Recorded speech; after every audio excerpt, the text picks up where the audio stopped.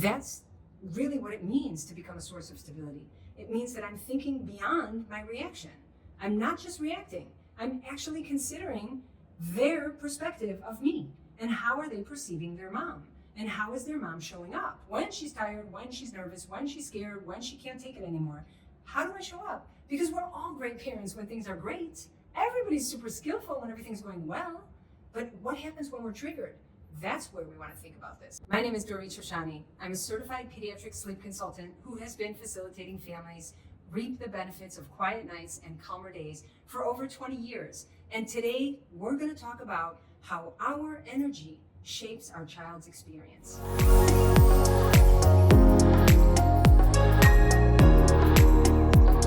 The other night, the power went out suddenly. I was in the kitchen cleaning up dinner while my kids were each in the shower upstairs, and total blackout in an instant. Now, in that moment, I started freaking out, thinking, first of all, we live in Israel, so it could be anything. It literally could be anything. I started feeling my heart rate rise, and I started feeling panic.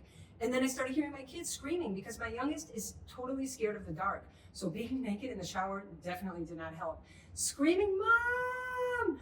And I thought to myself, oh my God, I'm feeling frantic, panicked. But then I thought, but my kids are panicked. And so I can't be panicked when they're panicked because then there's nobody there for them. And in that moment, I recognized they need me. Before we dive into the calm parent effect that we're going to talk about today, I want to let you know about a 4-day challenge that I'm offering at the beginning of next month. It's called the 4-Day Quiet Nights Jumpstart Challenge, where you get to spend 4 days with me. We have 1 hour every day of live teaching together and an extra hour if you join the VIP sessions where you can come with your situations and your questions and we can have open discussions and I can help facilitate you. I hope to see you there. Remember the chaos video? This is a perfect example. I'm in the kitchen cleaning up dinner, bam, chaos. Like, who in the world would have expected chaos in a moment like that? It just goes to show that we cannot make everything perfect for our families. Life happens. And so in this video, we're going to talk about the 3 tools that we can use to become that source of stability, to be the anchor for our children in times of chaos, because what they need is not a perfect world, but rather a parent who can show up as that calm, centered entity for our children to be able to connect to. So remember, the lights go out, I'm flustered, I'm freaking out, I don't know where my phone is, I'm not really even sure it's a power outage, I'm not sure what it is. And then my kids are screaming and walking out of the shower in the dark, fumbling around all wet and slippery, trying to figure out what's going on. In that moment, the first thing was, they need you. Dorit, they need you. It's not the time now to lose it because then there's nobody there for them.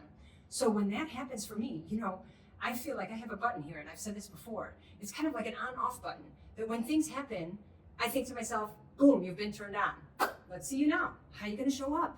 And so in that moment, I thought, I need to show up for them. Take a few deep breaths and center yourself. And when my kids were little, I used to actually, because they'd be all around me, if something would happen, I would tell them, hold on a second, I got to go to the bathroom. And I would go to the bathroom, shut the door, take like 3 to 5 deep breaths, anchor myself, flush the toilet so they would think I was actually in the bathroom, and then come out ready as that centered parent. And so here, I thought the same thing. Now my kids are older, and in this specific experience, they were upstairs. So I didn't need to run to the bathroom and lock myself inside for a few seconds, but I definitely took that opportunity to center myself, to take some big, deep breaths, to find my own calm first, because only from that space can I be calm for them. And so that was the first thing that I did. And then as I worked my way upstairs, I thought to myself, this is their experience right now. It is no longer your experience. You are okay. They are still not okay. And so being able to recognize that I am not them and that I can stay centered while they're having their own experience allows me to show up as that source of stability. And then, of course, when we are the source of stability, we recognize that we are not reacting. So in a moment of chaos, our knee-jerk reaction is react. Of course, we're human, but with skill. And that is what hopefully these videos are giving you, is these skills, these tools that then you can come up with in a moment of need. It's like, that's what happened to me in this moment. I was able to use the skill of, they need you, anchor in your being, anchor in your breath, find your own calm, find your own center. And then in the moment when I went upstairs with my little flashlight on my phone, and I recognized it was massive chaos upstairs. I mean, my son was naked, dripping, in the dark, had no idea what was going on, and he was freaking out because he was afraid. I thought to myself, that's not you.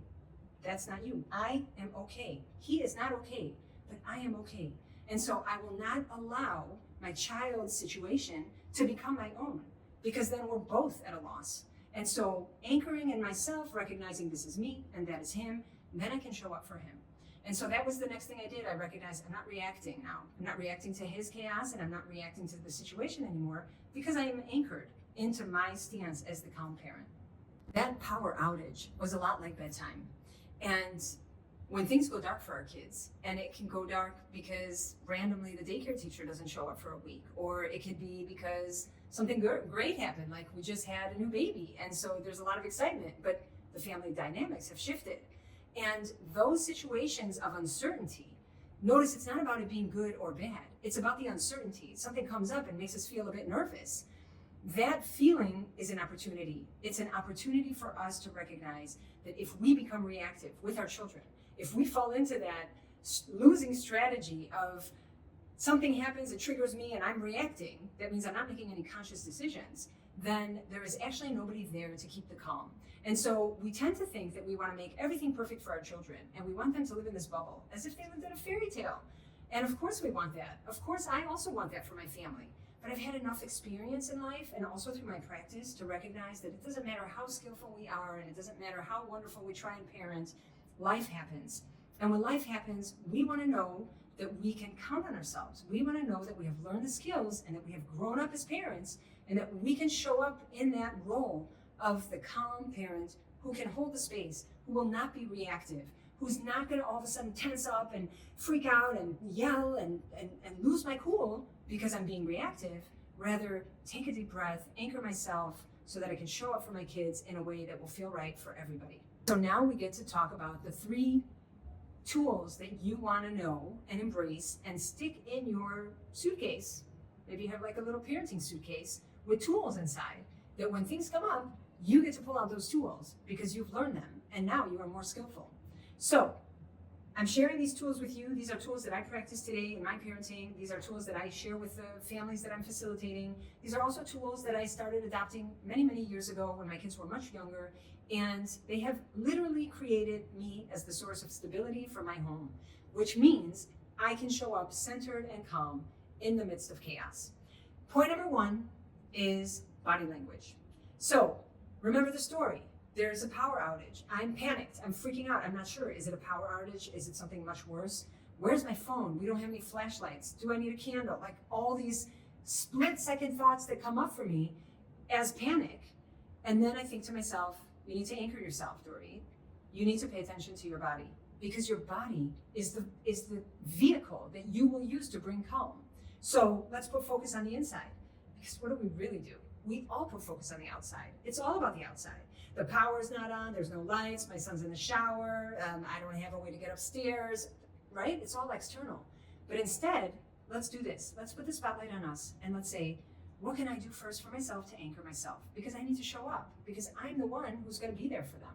So my body language means I'm thinking about my voice and my intonation, and I'm thinking about the pace of my voice and the pace of my body. How am I moving?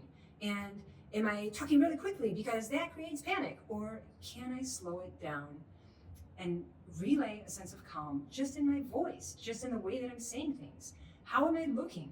Am I rolling my eyes? Am I huffing and puffing?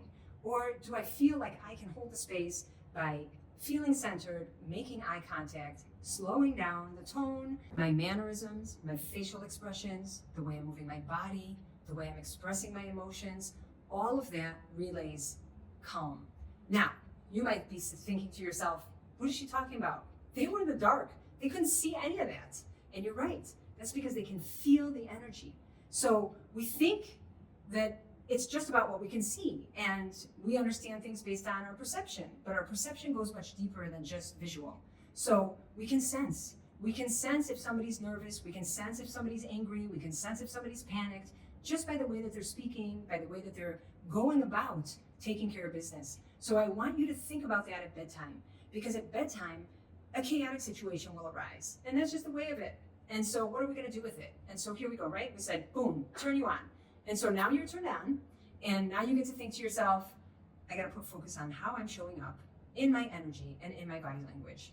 And my child is watching me, and what kind of messages are they taking from watching me? Is that the message I'm trying to relay? Is that the calm parent effect I'm trying to relay to them? And just observing is the first step to change. So once you start putting focus on that, you will see already a shift in dynamic, even without the other 2 points that I'm going to share with you next. Point number 2 is called becoming the SOS. So we all know that SOS is the international sign for help. But for Dorit Shoshani and Quiet Nights, SOS is becoming the source of stability. So we're going from screaming help to becoming the source of stability. That is wonderful. What a wonderful turnaround. So how do we become the source of stability?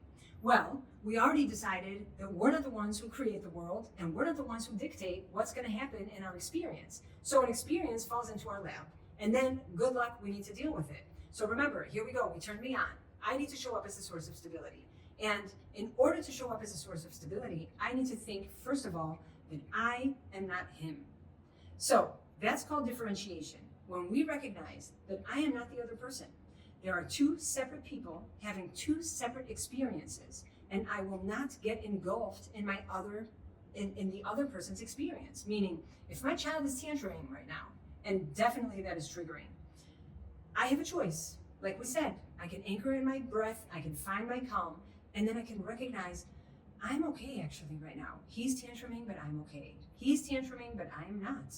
And that alone allows me to become differentiated. And when I'm differentiated, I have more power, because we say that our nervous systems connect with the nervous systems around us. So if you're in a really, really panicky situation with other people, everybody's fueling everybody else's panic. But if you're with someone who's very calm, they're also fueling your calm. And so you get to pick in a moment of chaos, how are you going to show up? Do you want to be that source of stability? Because if so, you need to first of all recognize that you end here. And what's going on outside of you is not what's necessarily happening inside of you. And if you can make that differentiation, you can show up intentionally, and you can be able to withstand the fact that the person in front of you is not okay. And that's the reality of it. Our kids are not always okay. Sometimes they're tantruming, sometimes they're crying, sometimes they're not happy, sometimes they're angry at us, and that's okay. That's the way of it. 2 source of stability questions are, how do I want to show up? And who do I want to be? Actually, I'm going to add a 3rd one in there. It's also, who am I becoming? Who am I becoming in the way that I'm showing up? Because life is just connecting dots. So we have this experience and this experience and this experience and this one and this one and this one, and all of that makes up the path of our life. And each experience is a decision. Each time I show up, I have a choice. And if I'm choosing to show up in a certain way, when I recognize, let's say I take a reflective moment and I notice over the past week, how have I been showing up? All of that is turning me into someone. And is that the someone that I want to be? Is that who I want to become as a parent? Do I want to become reactive? Do I want to become short? Do I want to become flustered? Actually, it kind of reminds me of something that happened to me last night. I went out with my husband. We went for a learning class. We got home super late. It was 11 o'clock, way past my bedtime. I was so finished. And my older son needed me.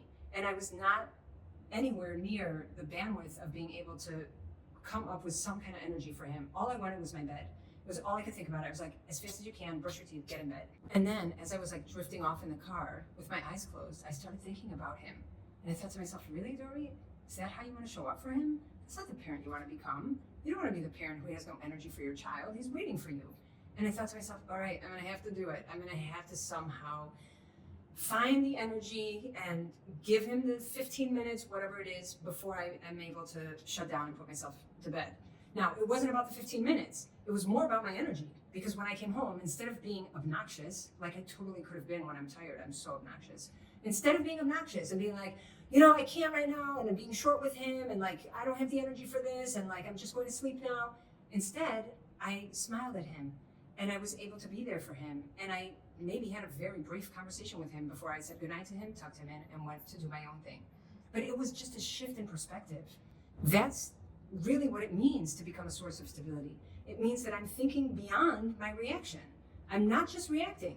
I'm actually considering their perspective of me, and how are they perceiving their mom, and how is their mom showing up when she's tired, when she's nervous, when she's scared, when she can't take it anymore. How do I show up? Because we're all great parents when things are great. Everybody's super skillful when everything's going well. But what happens when we're triggered? That's where we want to think about this. So point number 2, we said, is becoming the source of stability. Who do I want to be? how do I want to show up?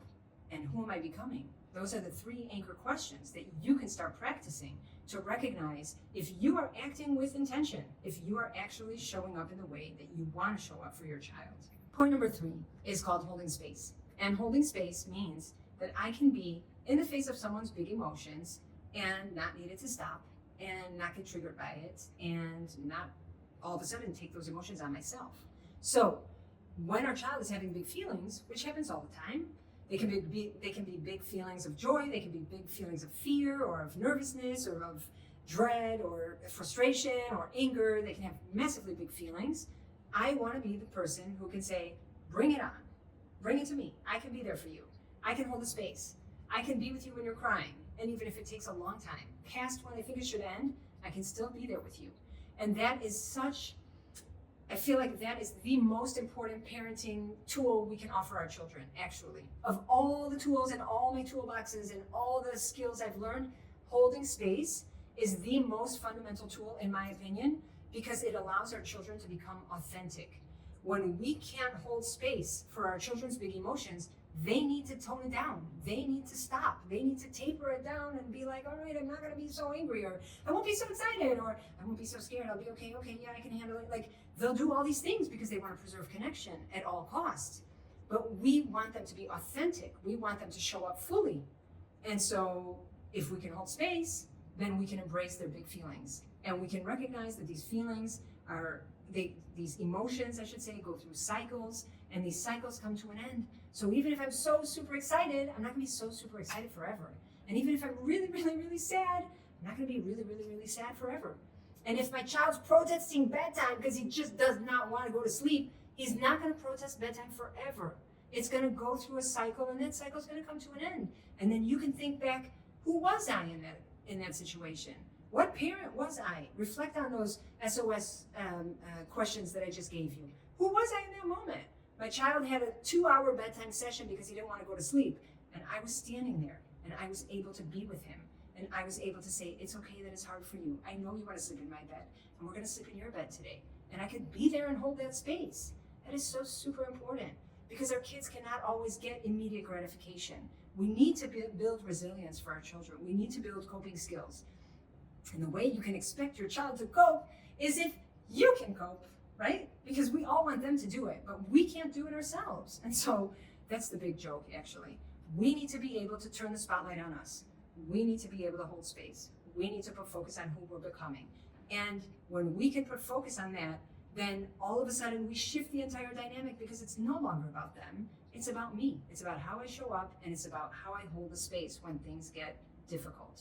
If this video speaks to you, then I'm personally inviting you to join my 4-day Jumpstart Challenge, because day 1 of our teaching is all about this. It's all about recognizing how we can strengthen our stance as a parent, how we can have the perspective needed in order to be able to facilitate the shift in bedtime and in nighttime wake-ups. And so if this speaks to you, I would love for you to join me. There's a link in the show notes. It starts at the beginning of the month, so make sure to sign up. I would love to see you there. If you join me for the VIP session, we'll have an extra hour every single day for you to bring and present your situation, your challenges. I'll walk you through it, I'll facilitate, I'll answer all your questions, and it will just be wonderful.